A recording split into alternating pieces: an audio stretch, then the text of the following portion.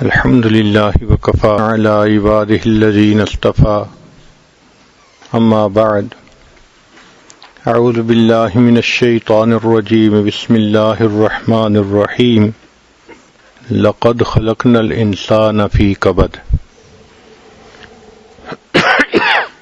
سبحان ربك رب العزة عما يصفون وسلام على المرسلين والحمد لله رب العالمين اللهم صل على سيدنا محمد وعلى آل سيدنا محمد وبارك وسلم۔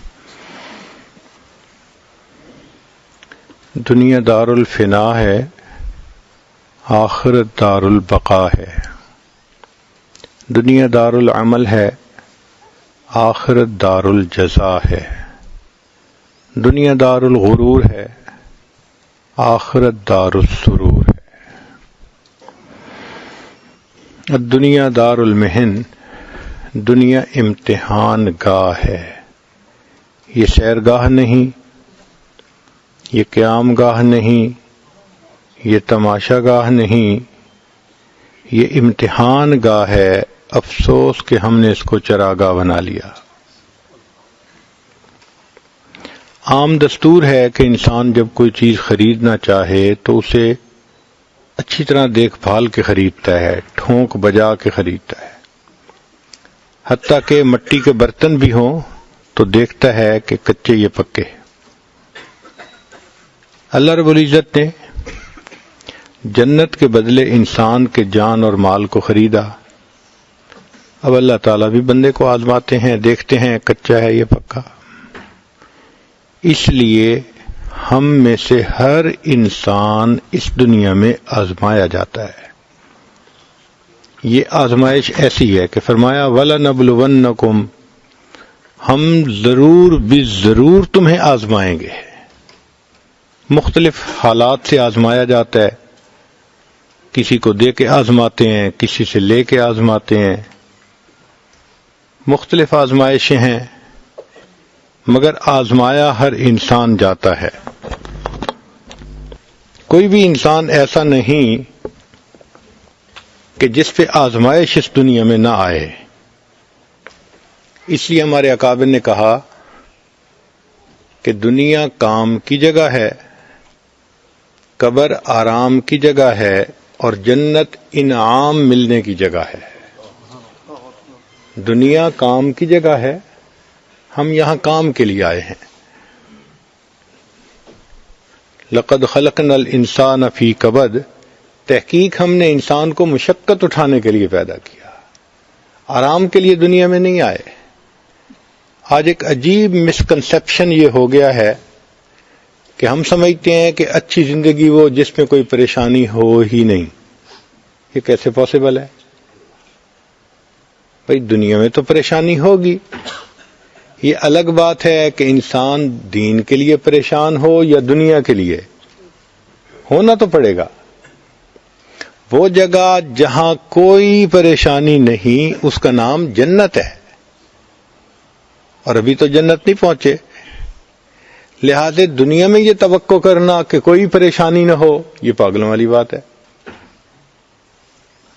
ایک انسان دریا کے اندر ہو اور کہے جی کہ پانی ہے جسم کو گیلا کر رہا ہے، بھئی پانی ہوگا دریا میں رہتے ہوئے؟ یہ دنیا یہ پریشانیوں کا دریا ہے۔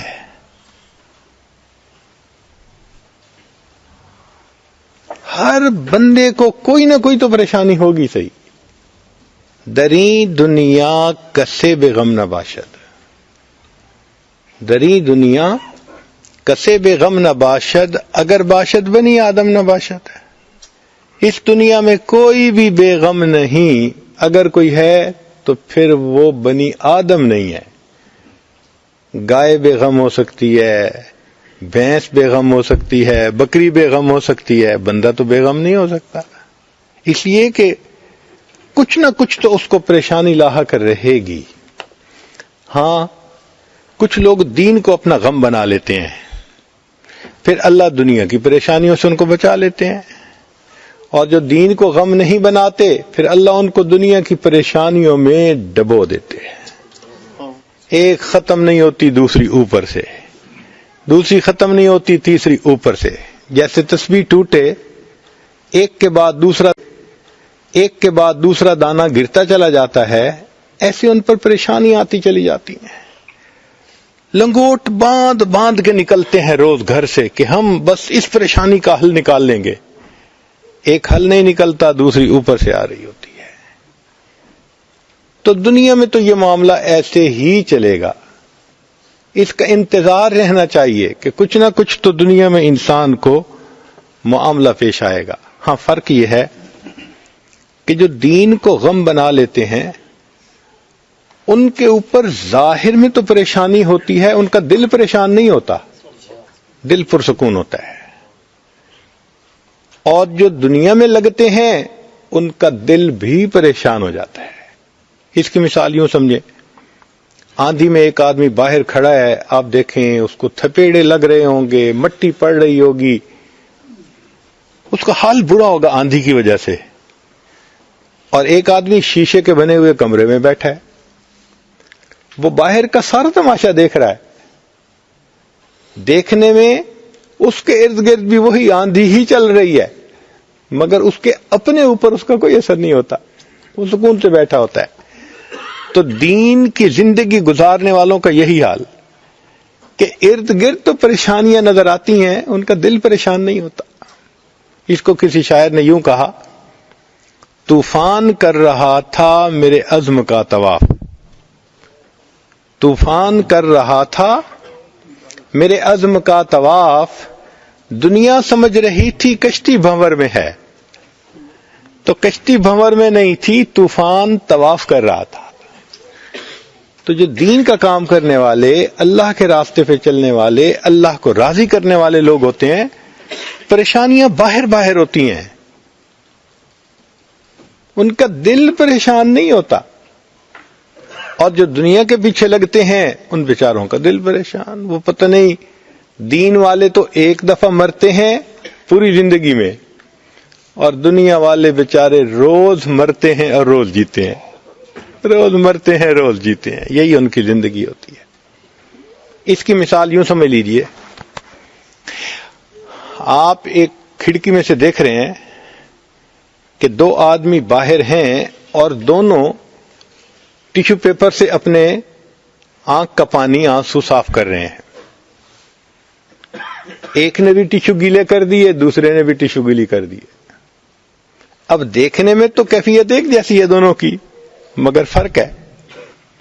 فرق یہ ہے کہ جو پہلا تھا اس کا بیٹا فوت ہو گیا تھا، اور جوان بیٹے کی وفات پہ وہ غمزدہ تھا، دل پریشان تھا، آنسو ٹپک رہے تھے، ٹیشو کو وہ گیلا کر پا رہا تھا. یہ اس کی مثال ہے. اور ایک دوسرے صاحب، وہ بھی ٹیشو سے اپنے آنکھوں کا پانی صاف کر رہے تھے، انہوں نے بھی ٹیشو گیلے کر دیے. یہ کون تھا؟ یہ صاحب وہ تھے جو فروٹ چاٹ بیٹھے کھا رہے تھے، اور سپائسی فروٹ چاٹ تھی.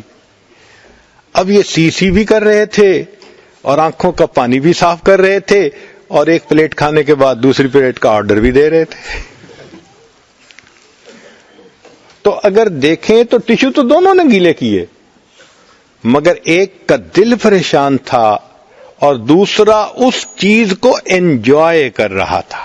یہ فرق ہوتا ہے کہ جو دنیا کے پیچھے لگتے ہیں ان کے دل پریشان ہوتے ہیں، جو دین کو اپنا غم بناتے ہیں وہ اس غم کو بھی انجوائے کر رہے ہوتے ہیں، ان کو اس غم میں بھی مزہ آ رہا ہوتا ہے. اس لیے نبی علیہ السلام نے ارشاد فرمایا، من جعل الہموم ہما واحدا، جس نے اپنے تمام غموں کو ایک غم بنا لیا، ہم الآخرہ، آخرت والا غم، کفاہ اللہ ہم الدنیا، اللہ دنیا کے غموں سے اس بندے کو نجات عطا فرما دیتا ہے. اور ایک حدیث مبارکہ میں کہ نبی علیہ الصلوۃ والسلام نے ارشاد فرمایا، اللہ تعالیٰ کسی بندے پر دو غم اکٹھے نہیں کرتے اور کسی بندے پر دو خوشیاں اکٹھی نہیں کرتے. اگر تو دنیا میں غم زدہ رہا آخرت کے غم کی وجہ سے تو اللہ آخرت کی خوشیاں عطا فرما دیں گے، اور اگر دنیا میں عیاشی کی، مزے اڑائے، کوئی غم نہیں، اکھونا مٹاٹا، تو پھر کیا ہوگا؟ اللہ تعالیٰ آخرت میں اس کو غموں میں الجھا دیں گے.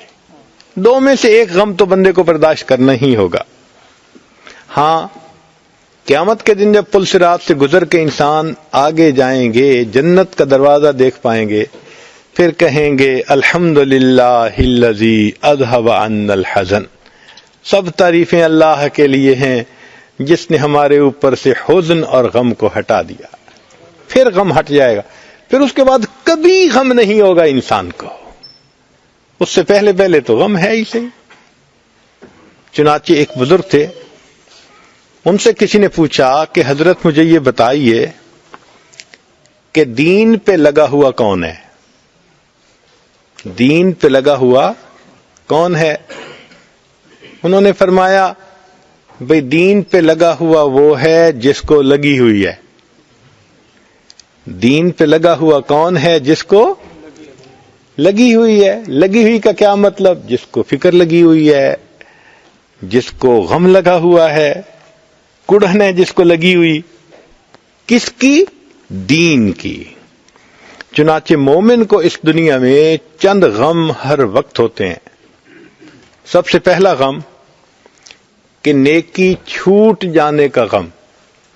تکبیر اولیٰ نہ رہ جائے، تہجد نہ مس ہو جائے، میں فلاں محفل میں جانے سے کہیں دیر نہ ہو جائے، میرے معمولات نہ قضا ہو جائیں. تو نیکی چھوٹ جانے کا غم، یہ بھی فکر ہوتی ہے ہر وقت کی. اس لیے سوتا بھی ہے تو اٹھنے کے وقت کا اس کو پہلے سے احساس ہوتا ہے کہ اتنے بجے مجھے اٹھنا ہے اگر میری نماز کی تکبیر اولیٰ کی حفاظت مجھے کرنی ہے. چنانچہ ایک بزرگ تھے، ایک رات ان کی تہجد قضا ہو گئی.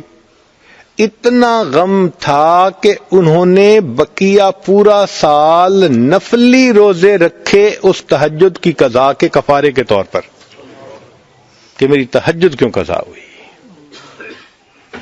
سیدنا امیر معاویہ رضی اللہ تعالیٰ عنہ ایک مرتبہ سفر سے واپس آئے، بہت تھکے ہوئے تھے. اللہ کی شان، انسان تھکا ہوتا ہے تو پھر بے سدھ ہو کے سو جاتا ہے. ایسی گہری نیند تھی کہ اس دن تہجد قضا ہو گئی. تو جب آنکھ کھلی تو اتنا روئے، اتنا گڑ گڑائے اللہ کے سامنے کہ آج سفر کی تھکان کی وجہ سے میری تہجد قضا ہو گئی. تہجد فرض تو نہیں ہے، مگر اللہ والے جو اللہ کی محبت میں ڈوبے ہوتے ہیں وہ ایسے ہی اہتمام کرتے ہیں جیسے عوام الناس فرض نماز کا اہتمام کر رہے ہوتے ہیں. تو بہت روئے. خیر اللہ کی شان، کچھ عرصے کے بعد پھر ایسا ہی معاملہ ہوا. سفر تھا اور تھکن تھی، اور جب سوئے تو لیٹ نائٹ تھی اور پھر گہری نیند. اب سوئے ہوئے ہیں، کوئی صاحب آئے اور اس نے آ کے جگایا. بھئی آپ کون ہیں؟ کہ جی میں آپ کو جگا رہا ہوں، اٹھ کے تہجد پڑھ لیں. کہا بھئی تو کوئی بڑا اچھا بندہ نظر آتا ہے، میری تہجد جا رہی تھی تو نے مجھے جگا دیا. کہنے لگا میں شیطان ہوں. ان کا شیطان؟ وہ تو کسی کا بھلا نہیں چاہتا. کہنے لگا بھلا تو اب بھی نہیں آپ کا کیا. انہوں نے کہا کیسے؟ کہنے لگا کہ اس طرح کہ پہلے آپ کی ایک مرتبہ تہجد قضا ہوئی تھی، اتنا آپ روئے تھے اور اتنا آپ کو دکھ ہوا تھا کہ اس غم اور دکھ پر اللہ نے سالوں تہجد پڑھنے کا ثواب لکھوا دیا تھا. آج پھر سوئے ہوئے تھے. میں نے سوچا پھر تہجد قضا ہوگی، یہ پھر روئیں گے، سالوں کا ثواب پائیں گے، تو بہتر ہے کہ میں جگا ہی دوں. لہذا میں بنفس خبیث خود آ کے آپ کو جگا رہا ہوں. اب آپ تہجد پڑھیں گے تو ایک دن کا ثواب ملے گا، سالوں کا تو نہیں نہ ملے گا.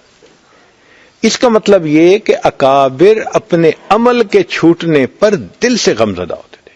چنانچہ ایک بزرگ تھے، ان کی تکبیر لو قضا ہو گئی، بڑا غم کرنے لگے کہ اگر میرا بیٹا فوت ہو جاتا، اتنے لوگ میرے گھر آتے میرے ساتھ غم میں شریک ہونے کے لیے، میری تکبیر اولیٰ قضا ہو گئی، میرے دوستوں نے مجھے پوچھا ہی نہیں.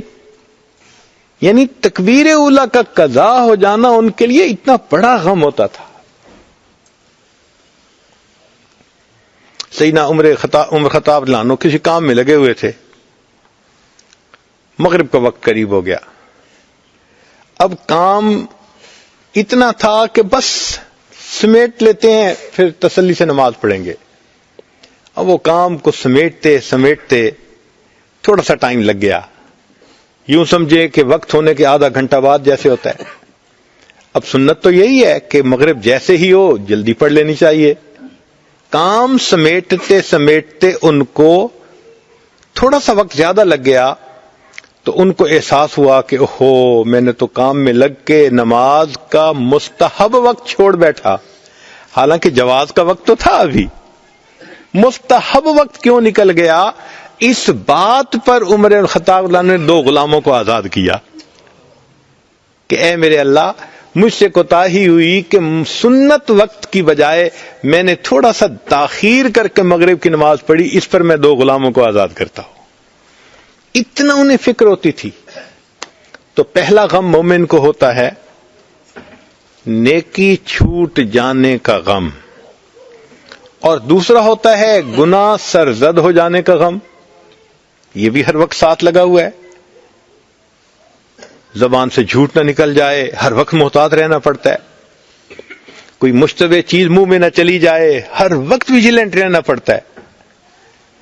انسان ذرا سا لاپرواہ ہوا کہیں نہ کہیں ٹھوکر کھا جاتا ہے. تو گناہ سرزد ہونے کا بھی غم. چنانچہ ایک مرتبہ اللہ کے پیارے حبیب صلی اللہ علیہ وسلم گھر تشریف لائے تو بستر کے اوپر ایک کھجور پڑی تھی. اللہ کے حبیب صلی اللہ علیہ وسلم نے اس کو اٹھا کے کھا لیا. اب کھانے کے بعد خیال آیا کہ میرے گھر میں تو کئی مرتبہ صدقے کی بھی کھجوریں آتی ہیں, اور صدقہ کی کھجور ہم تو استعمال نہیں کرتے, ہم تو آگے دے دیتے ہیں. پتہ نہیں یہ کھجور کا ایسی. اب وہ ویریفائی نہیں ہو رہی تھی. ام المومنین فرماتی ہیں کہ نبی علیہ السلام میرے ساتھ بستر پر لیٹے رہے مگر کروٹیں بدلتے رہے. میں نے پوچھا اے اللہ کے حبیب صلی اللہ علیہ وسلم آج آپ کو نیند نہیں آ رہی؟ فرمانے لگے کہ میں نے جو کھجور کھا لی مجھے ڈر لگ رہا ہے کہیں وہ صدقے کی کھجور نہ ہو. یعنی اللہ کے حبیب صلی اللہ علیہ وسلم کو اتنا ڈر تھا اس بات کا کہ کہیں وہ صدقے کی کھجور نہ ہو جو میں نے کھا لی ہے. تو گناہ سرزد ہونے کا غم. سیدنا عمر فاروق لانو کی طبیعت کے اندر نظم و ضبط بہت تھا. ایک مرتبہ بازار میں سے گزر رہے تھے, ایک بندے کو دیکھا کہ جو بازار میں کھڑا ہے اور خواہ لوگوں کا راستہ روکا ہوا ہے. حضرت عمر لانو کے ہاتھ میں درہ تھا. انہوں نے اس کے کپڑے پہ درہ مارا اور اس کو کہا کہ تجھے نظر نہیں آتا کہ تو لوگوں کا راستہ بند کر کے کھڑا ہے؟ وہ چپ کر کے ایک طرف ہو گیا. اب بعد میں عمر لانو کو خیال آیا کہ میں نے سختی کی. میں اس کو پولائٹلی بھی کہہ سکتا تھا کہ بھئی ایک طرف ہو جاؤ, شدت کر لی. اب عمر لانو اس کو ڈھونڈتے پھرے. وہ بندہ باہر سے آیا ہوا تھا, چلا گیا. 1 سال گزرنے کے بعد عمر لانو کی نظر پھر اسی بندے پر پڑی تو امیر المومنین نے اس کو بلایا اور اب اس سے پیار سے حال احوال پوچھے. پھر پوچھنے لگے کہ آپ نے حج کیا ہوا ہے؟ اس نے کہا کیا تو نہیں, شوق بڑا ہے, وسائل نہیں ہے. مان لگے میں تجھے خرچہ دیتا ہوں, تو جا حج کر کے آ. وہ بڑا خوش ہو گیا. جب وہ خوش ہو گیا تو عمر لانو نے فرمایا تجھے پتہ ہے میں تجھے حج کیوں کروا رہا ہوں؟ اور اس نے کہا نہیں, 1 سال پہلے میں نے تنبیہ کی خاطر تمہارے کپڑے پہ درہ مار دیا تھا اور مجھے اس وقت سے خیال تھا کہ مجھے تم سے سوری کرنی ہے, ملاقات نہیں ہو رہی تھی. اس کی مکافات کے طور پہ میں اب تمہیں حج کروا رہا ہوں. اس نے کہا حضرت مجھے تو یاد ہی نہیں تھا. فرمانے لگے تجھے یاد ہی نہیں تھا اور میں اس بات کو پورا سال بھولا ہی نہیں تھا. میں کیسے بھول سکتا تھا؟ یعنی ہمارے اکابر کو اتنی فکر ہوتی تھی کہ قیامت کے دن کہیں ہم سے پوچھ نہ لیا جائے. سیدنا عثمان غنی رضی اللہ عنہ نے اپنے غلام کو بھیجا کسی کام کی خاطر. وہ کام ٹھیک کرنے کی بجائے الٹا کام الٹا کر کے آ گیا, خراب کر کے آ گیا. اب کام خراب کر کے آ گیا تو بڑا غصہ آیا کہ بھئی سمجھا کے بھیجا تھا, بتا کے بھیجا تھا. نالائکی کی، اس نے بے دھیانی کی اور کام خراب کر دیا. تو عثمان غنی اللہ عنہ نے اس کو بلایا اور اس کا کان مروڑا کہ تجھے سمجھا کے بھیجا تھا، بتا کے بھیجا تھا کہ یہ کام ایسے کرنا ہے، تو نے میرا نقصان کر دیا. خیر اب بات تو ہو گئی. کچھ وقت کے بعد عثمان غنی اللہ عنہ کو خیال آیا کہ میں نے اس کے کان مروڑے، اگر یہ قیامت کے دن مجھ سے مطالبہ کرے گا تو میں کیا جواب دوں گا. اب اس خیال کو ریزسٹ نہ کر سکے. کچھ دیر کے بعد اس غلام کو بلایا اور بلا کے کہا کہ بھئی آؤ. قریب آیا، فرمان لگے کہ میرا کان پکڑ کے مروڑو. اس نے کہا کیوں؟ فرمان لے اس لیے کہ میں نے تمہارا کان مروڑا ہے، تم میرا کان مروڑو. اس نے پہلے تو ذرا جھجک گیا. فرمان نہیں، جھجکنے کی ضرورت نہیں ہے، میں نے ایک عمل کیا ہے نا، تو سیم عمل میرے ساتھ کر لو. چنانچہ اس نے کان مروڑا. جب وہ کان مروڑ رہا تھا عثمان غنی اللہ عنہ فرمانے لگے اور زیادہ اس کان کو مروڑ لو، میں قیامت کے دن جواب دینے کے قابل نہیں ہوں. یہ ہمارے اکابرین کا حال تھا کہ ہم سے دنیا میں کوئی کوتاہی سرزد نہ ہو جائے.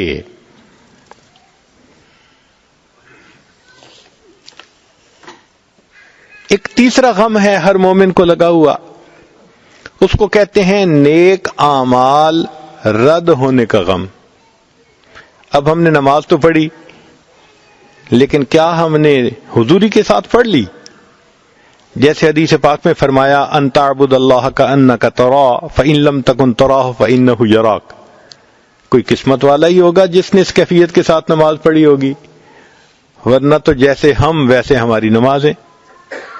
اب اگر اس لو کوالٹی کی نماز کو اللہ کے سامنے پیش کریں تو کیا پتہ اللہ تعالیٰ قبول نہ فرمائے. دل میں ایک غم تو ہے نا.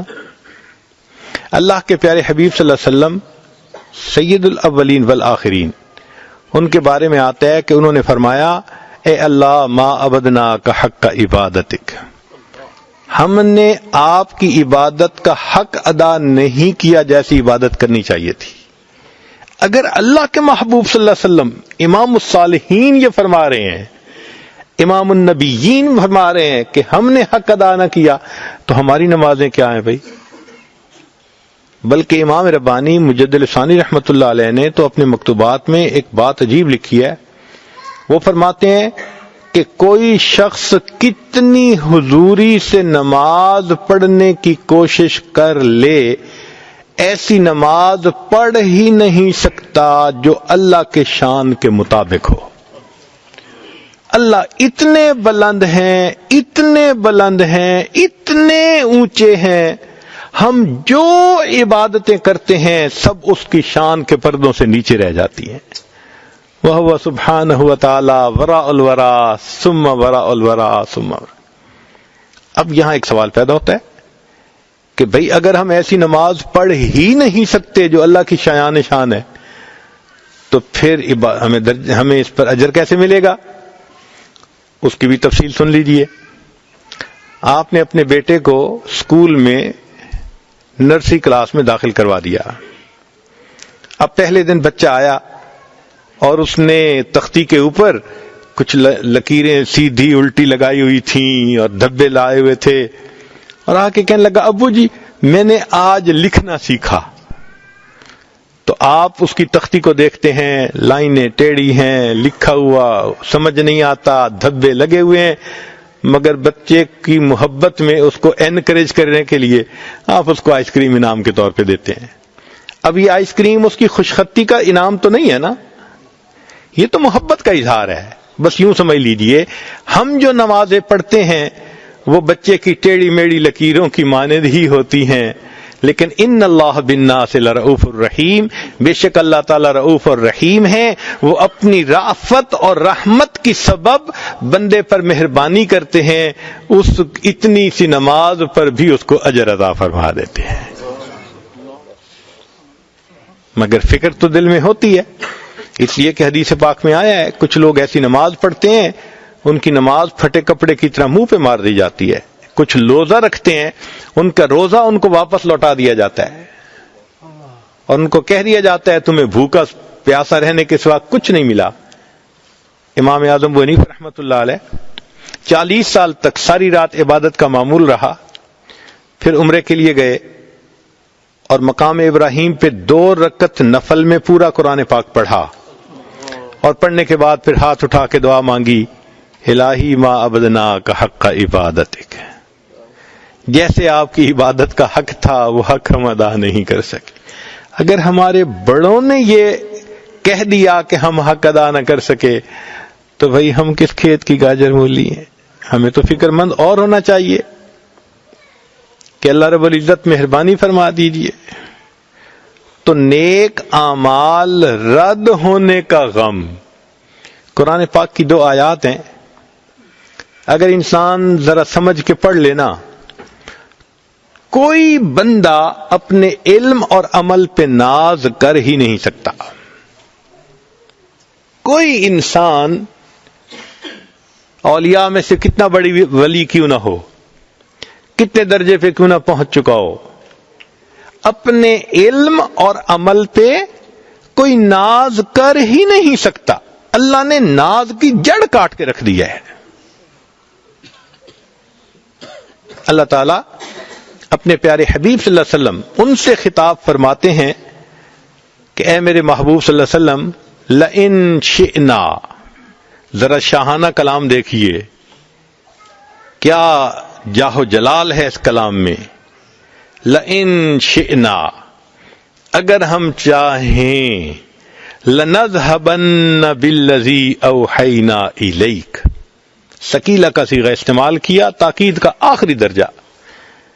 اگر ہم چاہیں تو ہم نے جو علم آپ کو عطا کیا ہم سب آپ سے واپس لے لیں۔ یہ خطاب سید المرسلین سے ہو رہا ہے۔ اللہ کی عظمت پہ ذرا غور کیجئے۔ لئن شئنا لنذهبن بالذی اوحینا الیک، اور دوسری جگہ ایک آیت میں عمل پہ ناز کی جڑ کاٹ دی، فرمایا اے میرے محبوب صلی اللہ علیہ وسلم، لولا ان ثبتناک، اگر ہم آپ کو ثابت قدمی نہ دیتے، استقامت نہ دیتے، دین پہ جمائے نہ رکھتے، عمل پہ کھڑا نہ رکھتے، لولا ان ثبتناک لقد کدت ترکن الیہم شیئا قلیلا، تو آپ ان مشرکین کی طرف تھوڑا سا مائل ہوتے، نتیجہ کیا ہوتا؟ اذا لأذقناک ضعف الحیات وضعف الممات ثم لا تجد لك علینا نصیرا۔ اب ان الفاظ کا ترجمہ نہیں میں کر سکتا، ہمت نہیں ہے ترجمہ۔ عجیب ہے یہ آیت، ہے کوئی ماں نے بیٹا جنا جو اپنے علم اور عمل پہ ناز کرے، جب اللہ اپنے حبیب صلی اللہ علیہ وسلم کو یوں خطاب فرما رہے ہیں؟ تو اس لیے جو نیکی کر رہے ہیں اس کا بھی غم کہ اب اللہ اس کو قبول فرما لیجئے، کوالٹی تو اس کی ایسی نہیں ہے، بس آپ اپنی رحمت فرما دیجئے۔ ایک چوتھا غم ہے، اس کو کہتے ہیں سوء خاتمہ کا غم، وہ بھی ہر مومن کو لگا ہوا ہے۔ کس کے پاس گارنٹی ہے کہ آخری وقت میں ایمان کے ساتھ دنیا سے چلے جائیں گے؟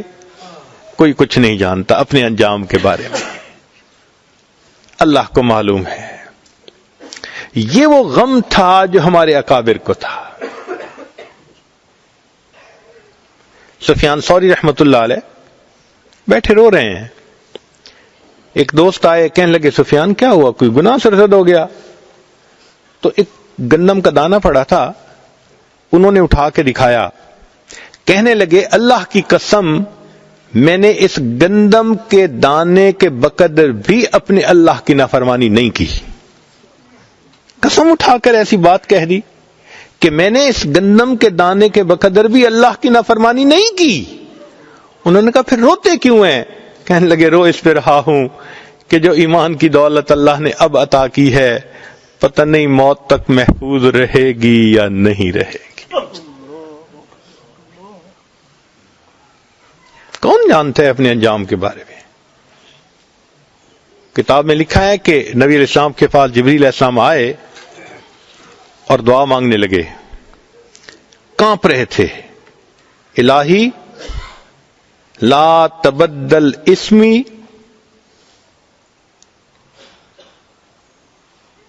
لا تغیر اسمی ولا تبدل جسمی، اے اللہ میرے نام کو نہ بدل دینا اور میرے جسم کو کسی اور کام پہ نہ لگا دینا۔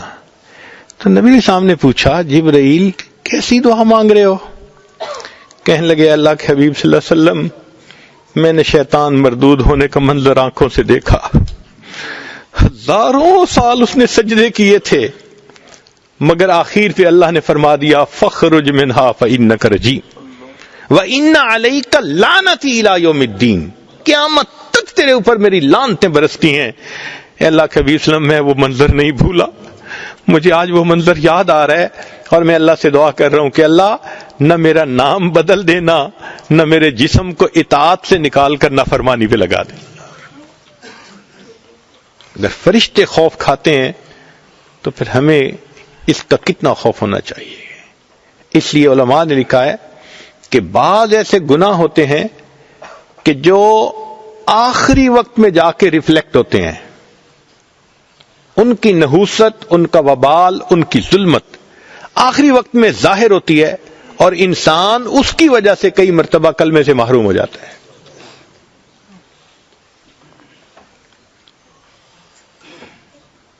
ایک مرتبہ اس عاجز نے حضرت مرشد عالم رحمت اللہ علیہ سے عرض کیا کہ حضرت میں ذرا تھوڑی عقل کا لڑکا ہوں، علم بھی نہیں، کچھ باتیں سمجھ میں نہیں آتی، اگر آپ اجازت دیں تو میں آپ سے پوچھ لیا کروں۔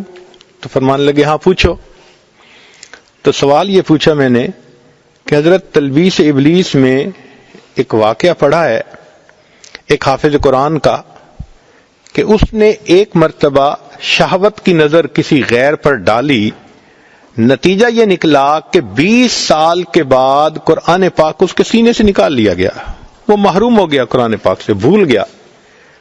حضرت یہ ایک مرتبہ بد نظری گناہ چھوٹا سا نظر آتا ہے، اور اتنی بڑی سزا کہ قرآن سے محروم ہو گیا۔ تو حضرت فرمانے لگے کہ اصل میں یہ اللہ کی غیرت کا معاملہ ہے۔ میں نے پوچھا وہ کیا؟ فرمانے لگے کہ اللہ نے دل دیا ہے اپنی محبت کے لیے، جب انسان اس دل میں جس کو اللہ نے اپنا گھر کہا غیر کی محبت کو داخل کرنے کی کوشش کرتا ہے، اللہ کو غیرت آتی ہے۔ آپ اپنے گھر میں لائیں نا کسی اور عورت کو تو دیکھیں بیوی کا ریئیکشن کیا ہوگا۔ اسی طرح یہ دل اللہ کا گھر ہے، ہم اگر غیر محرم کی محبت کو اس میں لائیں گے تو پھر اللہ رب العزت کو بھی غیرت آتی ہے۔ تبھی تو فرمایا میرے بندے جو گناہ کر کے آؤ گے معاف کر دوں گا، لیکن ان اللہ لا یغفر ان یشرک بہ ویغفر ما دون ذلک لمن یشاء، شرک کرو گے نا، میری محبت میں کسی کو شریک کرو گے، میں تمہیں کبھی معاف نہیں کروں گا۔ اس کو سمجھنا ہونا تو یوں سمجھیں کہ خاوند چاہتا ہے کہ بیوی یہ کہے میں آپ ہی کی ہوں۔ خاوند کیا چاہتا ہے کہ بیوی یہ کہے میں آپ ہی کی ہوں، اور اگر بیوی یہ کہہ دے میں آپ کی بھی ہوں تو یہ برداشت ہوتا ہے؟ کوئی خاوند ڈائجسٹ نہیں کر سکے گا، کہے گا کبھی نہیں ہو سکتا۔ تو جس طرح خاوند اس چیز کو برداشت نہیں کرتا کہ بیوی کہے آپ کی بھی ہوں، اللہ بھی برداشت نہیں کرتے کہ بندہ کہے اللہ میں آپ کا بھی ہوں۔ اللہ کہتے نہیں نہیں، یہ کہو آپ ہی کا ہوں۔ سب محبتیں چھوڑ دی میں نے، ایک آپ کی محبت کو دل میں بسا لیا میں نے۔ اس لیے یہ جو غیر محرم کو دیکھنا یا اس سے رابطے بڑھانا، میسجز کرنا، فون کرنا، یہ سب مبادیات زنا ہے، اور اس کا اثر پھر موت کے وقت آتا ہے۔ اللہ بھی دیکھتے ہیں نا، کہتا تھا آئی love you I miss you, چلو ٹھیک ہے، جس سے محبت کرتے تھے اسی کے ساتھ ملا کے جہنم بھیجیں گے تجھے. المرء مع من احب. اللہ اپنی محبت سے محروم کر دیتے ہیں. یہ الفاظ کہتے ہوئے آئی لو یو ذرا غور کیا کریں. اگر یہ لفظ غیر محرم کو کہہ دیا، کہیں ایسا نہ ہو اس لفظ کے کہنے پر اللہ کہہ دے ٹھیک ہے تم مجھ سے محبت کرتے ہو، میں تمہیں اپنی محبت کی لذت سے محروم کر رہا ہوں. پھر کیا بنے گا؟ تو اس لیے موت کے وقت کبھی کبھی یہ گناہ ریفلیکٹ ہوتا ہے اور انسان کا خاتمہ ایمان پہ نہیں ہوتا. حدیث پاک میں ہے کتنے لوگ ہوں گے کہ ساری عمر ان کا نام مسلمانوں کی فہرست میں رہتا ہے، آخری وقت میں ان کا نام فہرست سے نکال دیا جاتا ہے. اور قرب قیامت کے بارے میں نبی علیہ السلام نے فرمایا ایسا زمانہ آئے گا یصبح مؤمنا و یمسی کافرا. صبح اٹھے گا ایمان والا ہوگا، شام سونے کے لیے بستر پہ جائے گا ایمان سے خالی ہوگا. ایمان کیسے خالی ہوتا ہے؟ ایسے ہی تو ہوگا.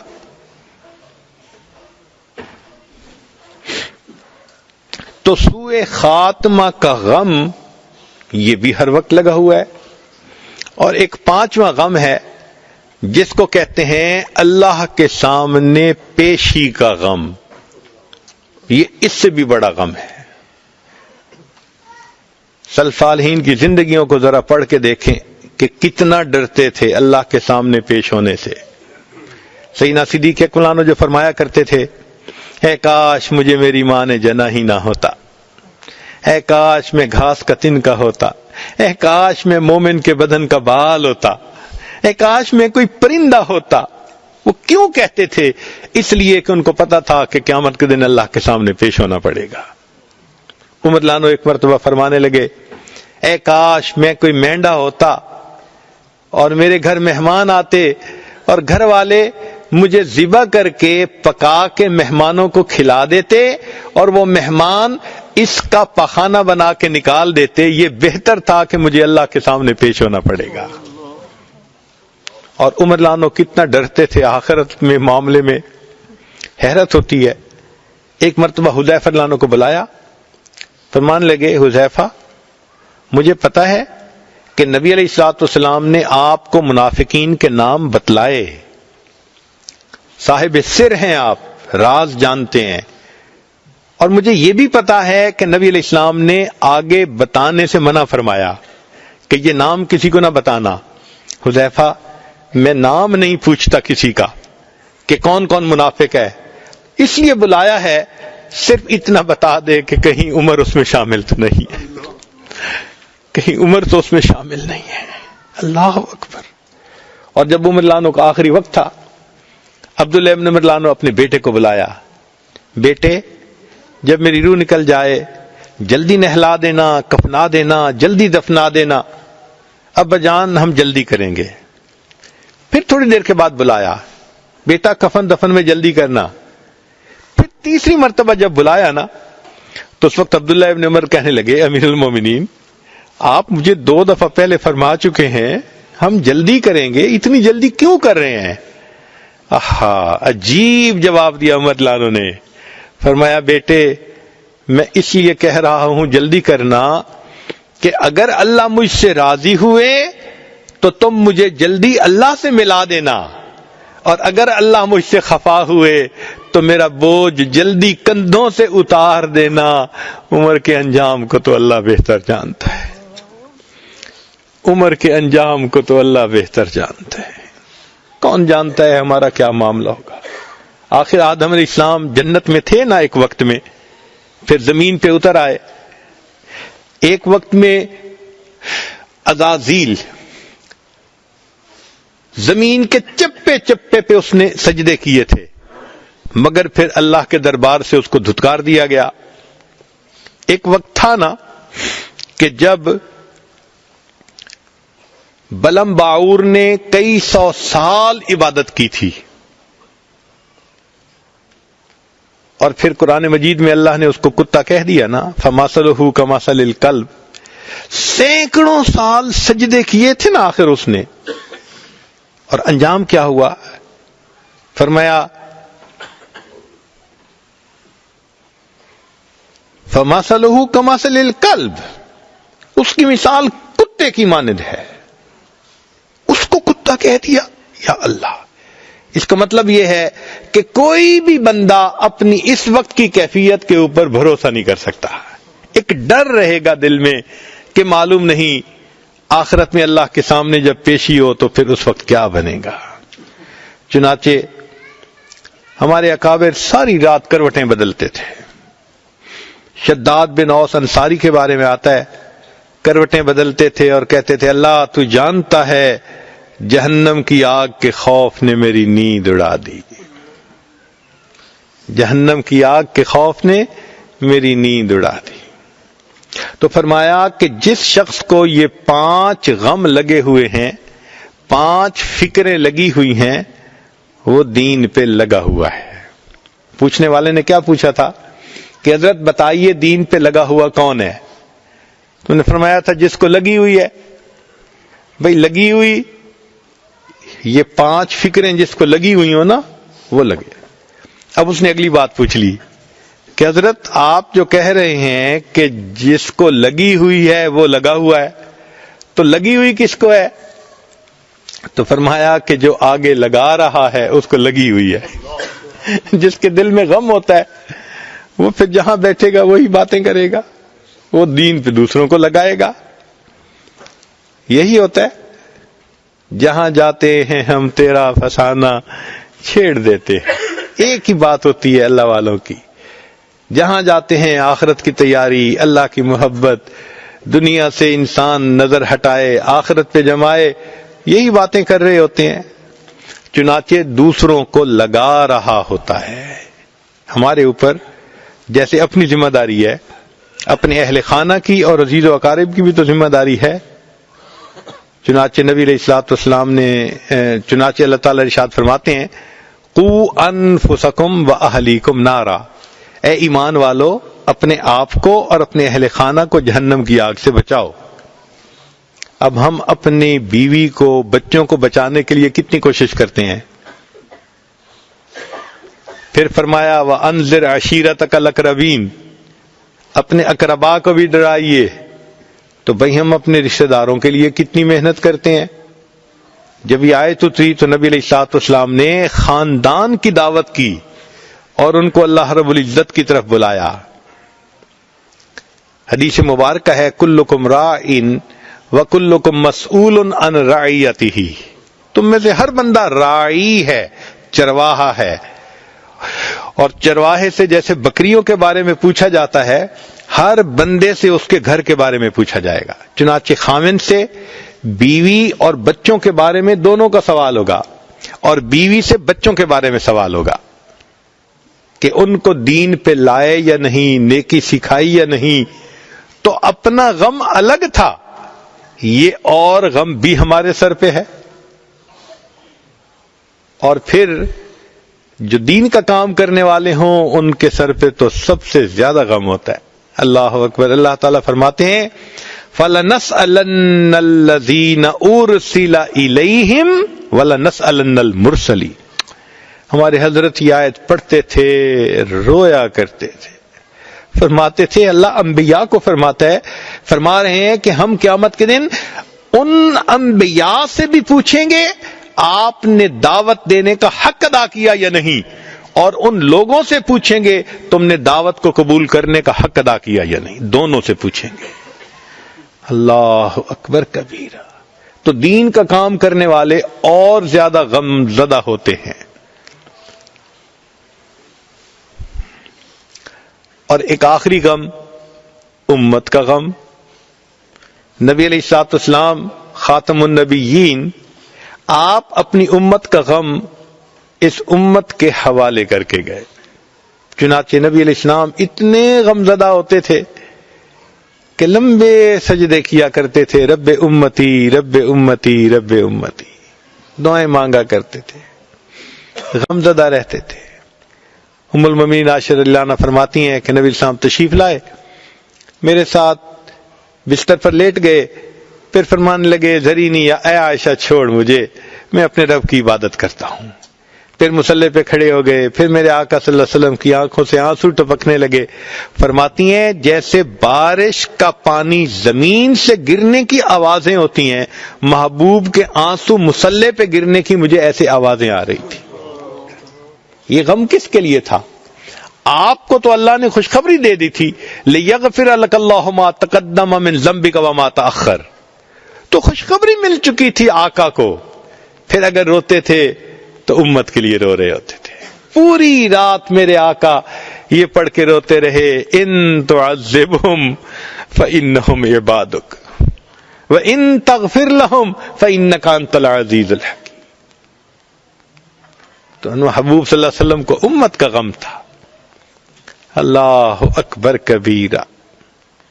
چنانچہ جب آخری وقت آیا تو محبوب صلی اللہ علیہ وسلم کو بخار تیز تھا، اور آخری مرتبہ جب آپ مسجد میں تشریف لائے تو 2 آدمیوں کے سہارے سے، چلا نہیں جا رہا تھا، پاؤں لڑکھڑا رہے تھے، اور مسجد میں تشریف لائے اور نماز ادا کی، پھر واپس تشریف لے گئے.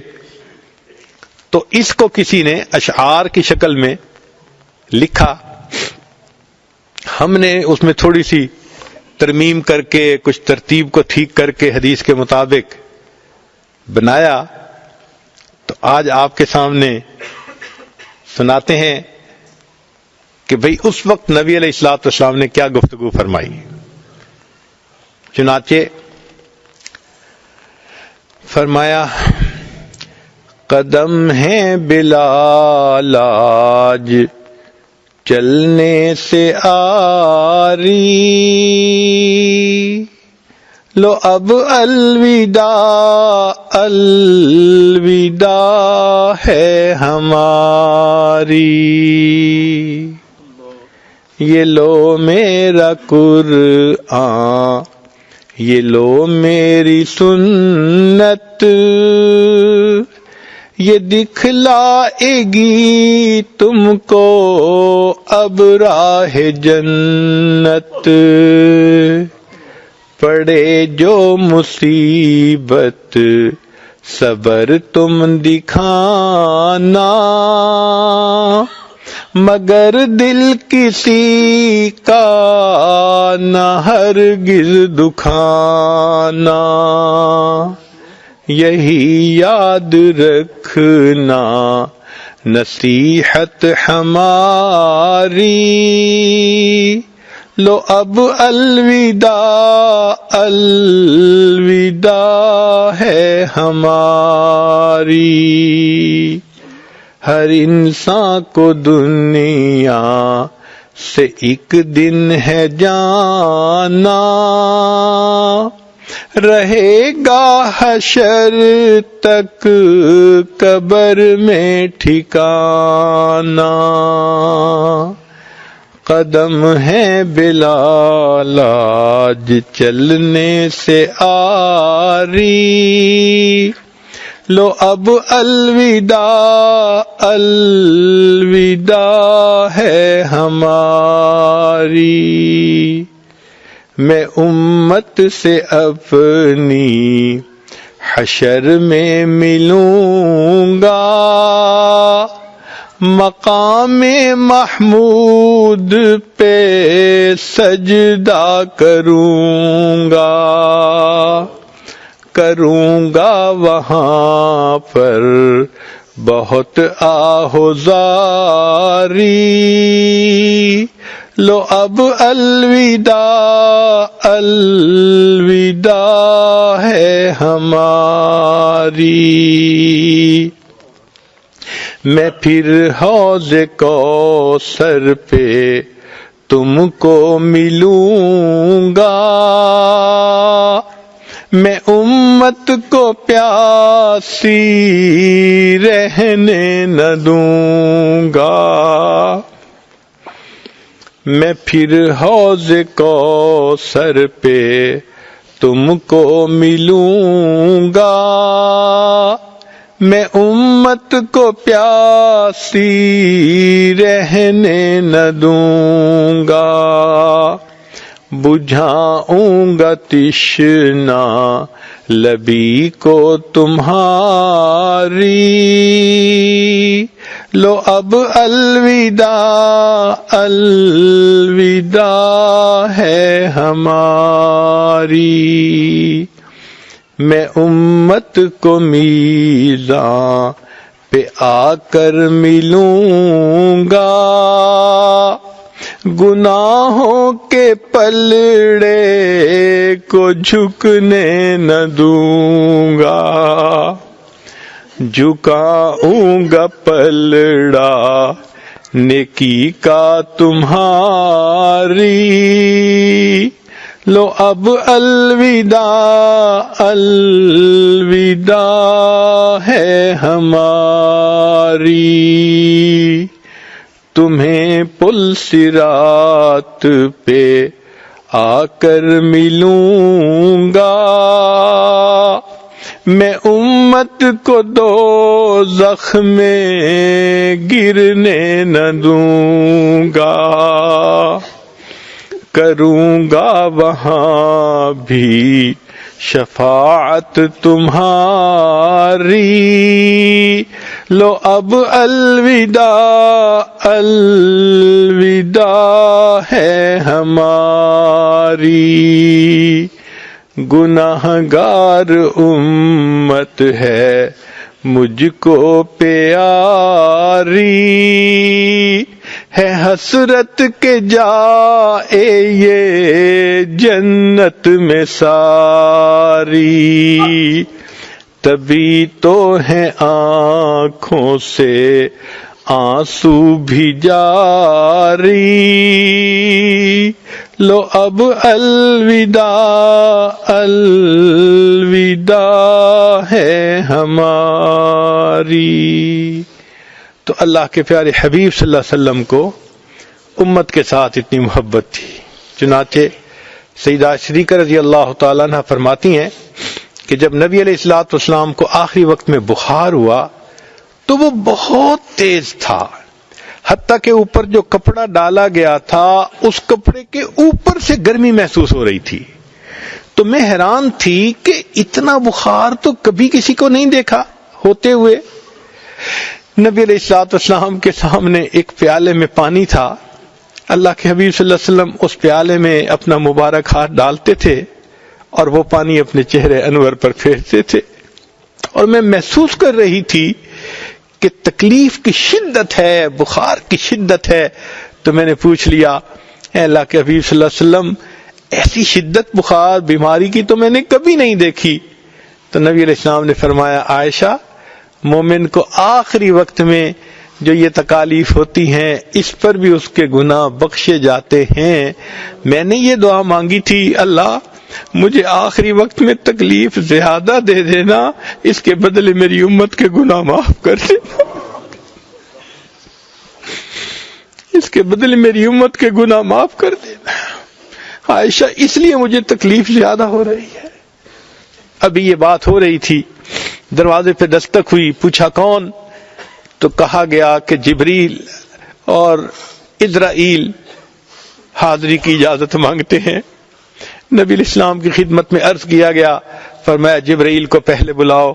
چنانچہ جبرائیل علیہ السلام پہلے آئے، آ کر عرض کیا، اللہ کے نبی صلی اللہ علیہ وسلم، اللہ نے آپ کو یاد فرمایا ہے۔ نبی علیہ السلام نے فرمایا، جبرائیل پہلے اللہ تعالیٰ سے یہ مجھے پوچھ کر بتاؤ کہ میرے بعد میری امت کا کیا ہوگا، یہ سوال کیا۔ تو جبرائیل علیہ السلام نے کہا پوچھ کے کہ اللہ تعالیٰ فرماتے ہیں، میرے محبوب صلی اللہ علیہ وسلم، ہم آپ کے بعد آپ کی امت کو تنہا نہیں چھوڑیں گے۔ جب تسلی مل گئی تب نبی علیہ السلام نے فرمایا کہ اب ملک الموت کو بھی آنے کی اجازت ہے۔ پھر اللہ کے حبیب صلی اللہ علیہ وسلم نے پردہ فرمایا۔ اللہ کے محبوب صلی اللہ علیہ وسلم جو امت کے لیے اتنا غم زدہ تھے، آج سوچنے کی بات ہے کہ کیا اس غم کو ہم نے بھی کچھ بانٹا ہے؟ یاد